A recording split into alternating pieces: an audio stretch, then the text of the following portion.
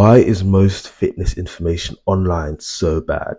You can chalk this up to a lot of factors, but the main ones I feel are the extremely low barriers to entry and the Dunning-Kruger effect. The former is the fact that any random person can make an account, go into a supermarket and say that this food or that food is bad. Anyone can live for 2 years, get a decent physique and start giving out dogmatic lifting advice. And sometimes you don't even need any credentials.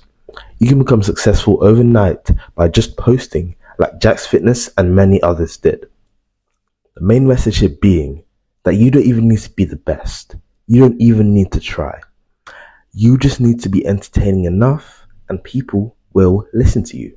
This low barrier to entry into the field inevitably leads to more misinformation, as you have people like Eddie Abu trying to convince you that the medical field are lying to you and keeping you sick for shareholder gain, or carnivore advocates going to supermarkets talking about how food is bad because it has a long list of quote-unquote harmful chemicals, never once citing a human randomized control study on said chemicals, and conveniently ignoring the fact that everything we eat is technically a chemical.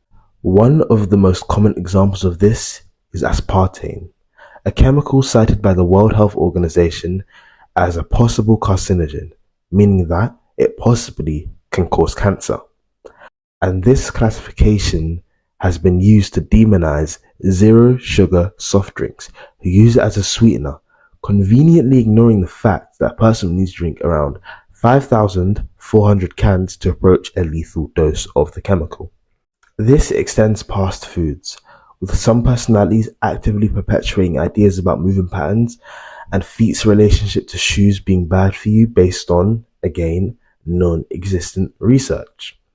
These personalities will then conveniently sell you the cure for these insidious ailments that are a detriment to your health, such as their special training method or special shoe that supposedly cures all of the problems they have informed you about. Combine this misinformation with the undeniable fact that people have a growing inability to think critically and do their own research, as our attention spans shrink year on year, and we create a myriad of false ideals within someone's mind about the way in which fitness and health works, with these ideas often being at entirely opposite ends to nuanced and acceptable consensus of those who are actually educated.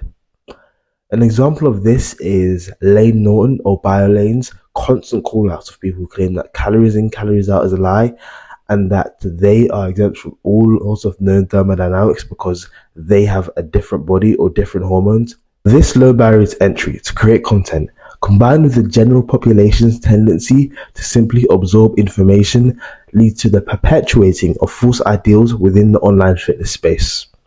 The second reason, I believe, is due to an effect called the Dunning-Kruger, where individuals who are the least qualified tend to overestimate their ability on a specific topic.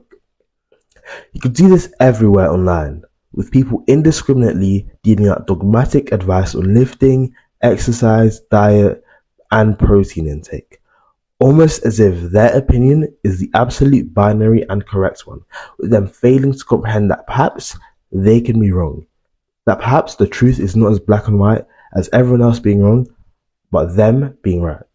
This ultimately egotistical attitude of many fitness creators is why so many are confident in being wrong, and who can really blame them?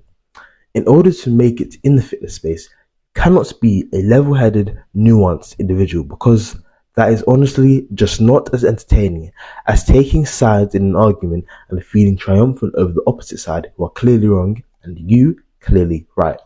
That's all I want to say. That's my take on why fitness information online is increasingly bad. But I don't want to end this video by saying all fitness information online is horrible and you should only follow me.